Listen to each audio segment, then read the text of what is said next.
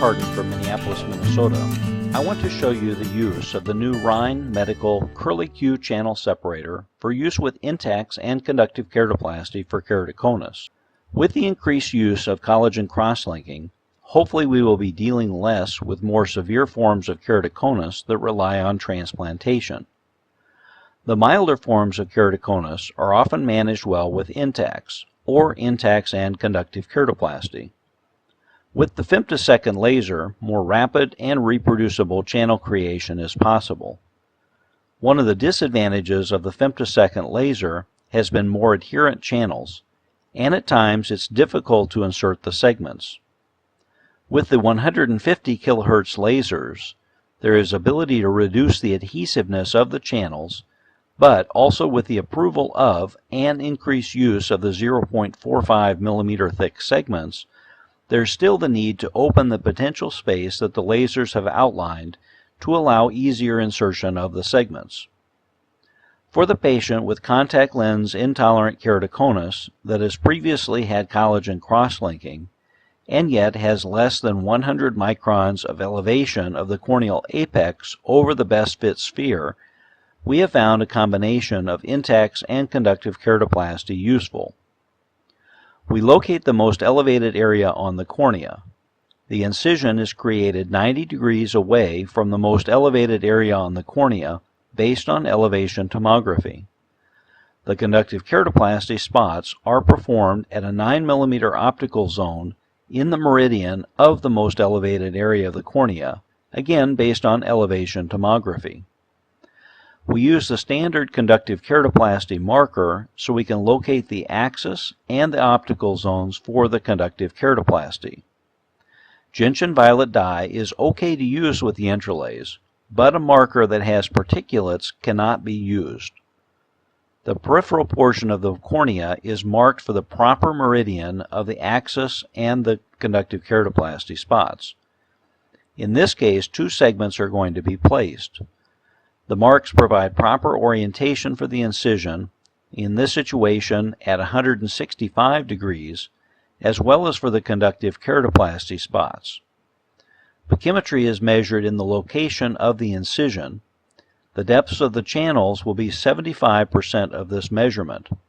I use 80% of this measurement for post-LASIK ectasia to further separate the channels from the LASIK flap. The thickness of the cornea over the apex is measured also, and the depths of the channels is to be no more than 95% of the minimum apical thickness at a 6.5 to 8mm optical zone. Conductive keratoplasty is then performed, typically using 3 to 5 spots, at a location slightly outside of the channels for the Intacs. Here the orientation is at 255 degrees. Corresponding to the most elevated area on the cornea, also 90 degrees away from the incision location. This is the same meridian as the intended location of the center of the Intac segments. The suction ring for the intralays is then centered on the pupil. The patient is taken to the intralays and applanation is performed. The settings on the intralays are typically the maximum power for the laser, channel diameters of 6.6 through 7.8, and an incision length of 1 mm. The depth is set to 75% of the pachymetry at the incision site, taking care not to channel deeper than 95% of the thinnest portion of the cornea in the channel locations. It's important to watch the bubble pattern to verify that the entire channel has received bubbles and that this incision is in the correct meridian. If there are anterior chamber bubbles that occur, this means that there's been a full thickness entry into the anterior chamber and the segments cannot be placed in these incisions. The incision guide is first inserted to verify the depths of the incisions and the entry into the channels. It's important with the incision guide and the Kerly-Q channel separator to first enter the cornea vertically and then make a bend at the depth of the channel to go parallel to the channels to avoid damage to the incision site. The Kerly-Q channel separator is then used to make certain that the channels are open enough that the segments can be placed with minimal trauma. It's slightly thinner than the segments so that they are still tight into the channels, but it allows you to verify that the channels are open enough that the segments will slip in without trauma or damage to the incision site. It's important to keep the Kerly-Q parallel to the channel while passing it through the channels. It has a curve of 7 millimeters, so depending on the settings that you use for your channels, it may be slightly more central or peripheral when you get to the end of the insertion. Typically, if you can place it 75 to 80% of the length of the channel, it will allow for an atraumatic insertion of the intact segments.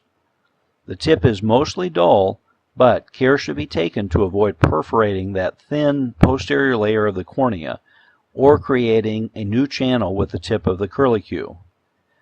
I insert the inferior segment first, as the first segment in the cornea is easier to place and the inferior segment is usually more important. After the segment is fully into the channel, a Sinskey hook is used to make certain that it is pushed well beyond the incision site.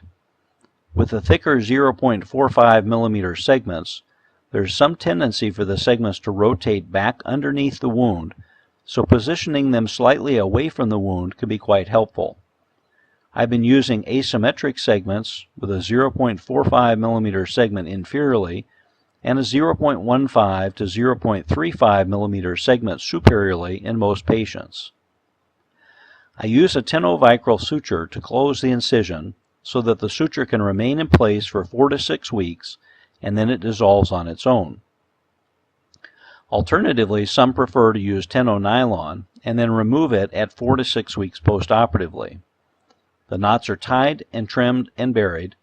I prefer to use 2 sutures and also try my best to take a bite of the posterior portion of the cornea so that there's apposition of the anterior to the posterior portion of the cornea.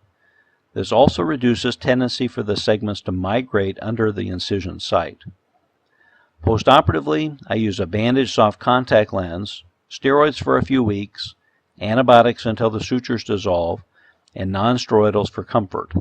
I typically also use oral Lyrica and ibuprofen for pain control. The Kerly-Q channel separator from Rhein Medical has made the interlaced Intacs and conductive keratoplasty procedure easier for me when treating keratoconus and post-LASIK ectasia. This is David Hardten from Minneapolis. I hope this video has been helpful for you, and thank you for watching.